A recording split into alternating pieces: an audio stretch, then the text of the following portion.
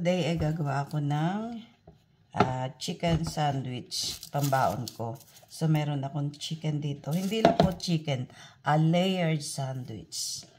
So, yung chicken gagawin muna natin. Umpisa, lalagyan ko siya ng onion. Masarap sana kung may onion na yung red onion. Pero wala ako ngayon red onion. Kaya ito na lang muna white. Kasi pansarili ko lang naman to. Yan. Ang gagawin natin, ihiwain lang natin ng pino yung ating ating onion.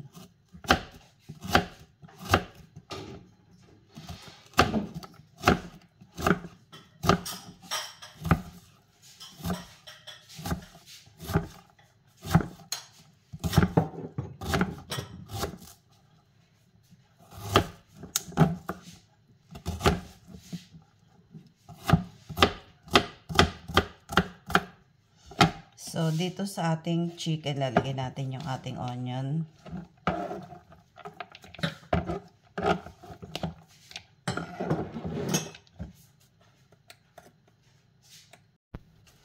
Lagyan din natin ng konting vegetable. Kasi wala ako yung vegetable ngayon na isa. So, ito lang cabbage ang gamit ko. Konting-konti lang. At least meron tayong vegetable. Yan.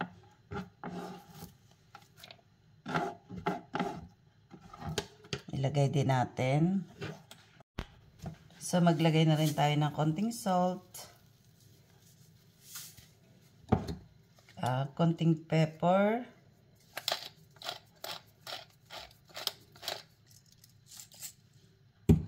Tapos, maglalagay na tayo ng mayonnaise.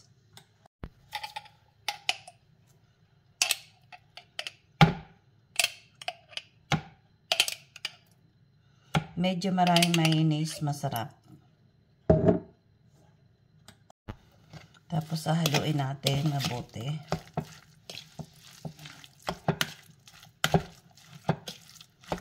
Kung may spring onion kayo, pwede nyo lagyan to.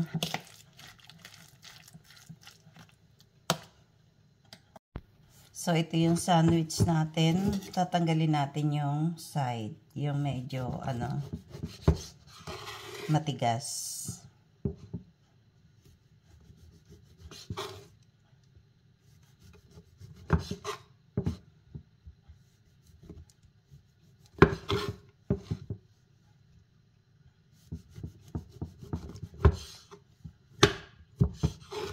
Yung matigas lang yung tinanggal natin para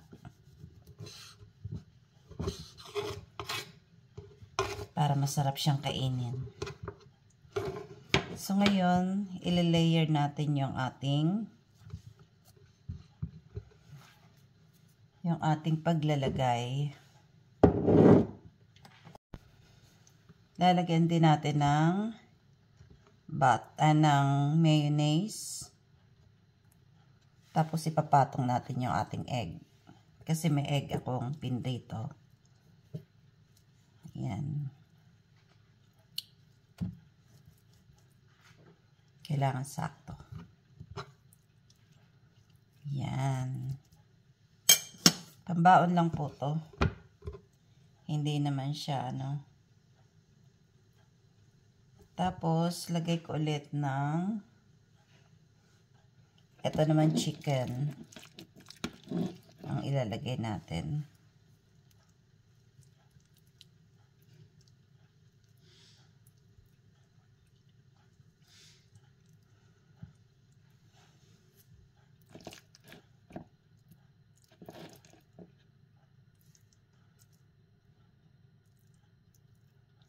Yan. Tapos, sunod natin lagay yung ating ham. Meron din kasi akong ham na ginawa na yung spam.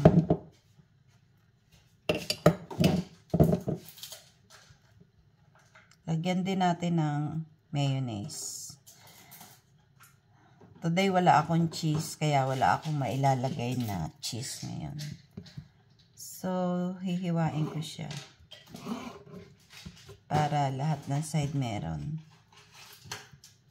Yan. Stop.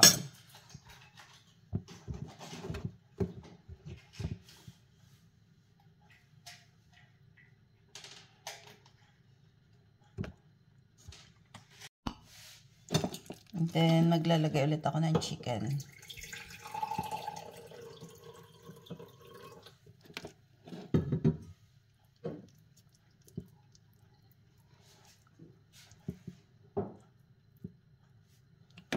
Yan. Gusto ko maraming chicken.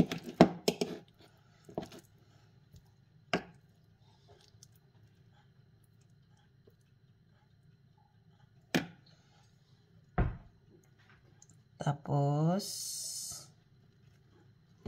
ito naman yung ilalagay ko sa ibabaw.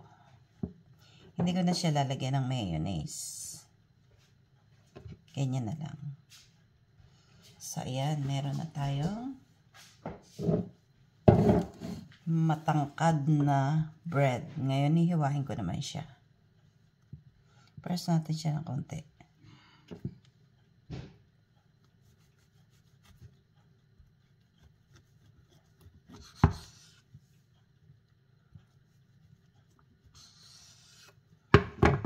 So, ayan.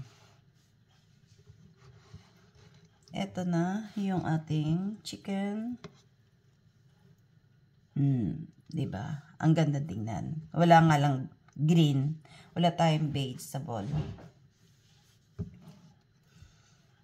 So, kasi dalawang kain ko to. Ito lang yung kakainin ko. Kaya, hindi naman siya ilang peraso.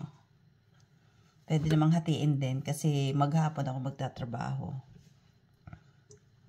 So, ayun, nakagawa na tayo ng sandwich. Basta mayroon pa tayong mga tira, pwede pa ulit kinabukasan. Huwag lang damihan kasi kung nag-iisa ka lang naman, hanggang bukas lang to.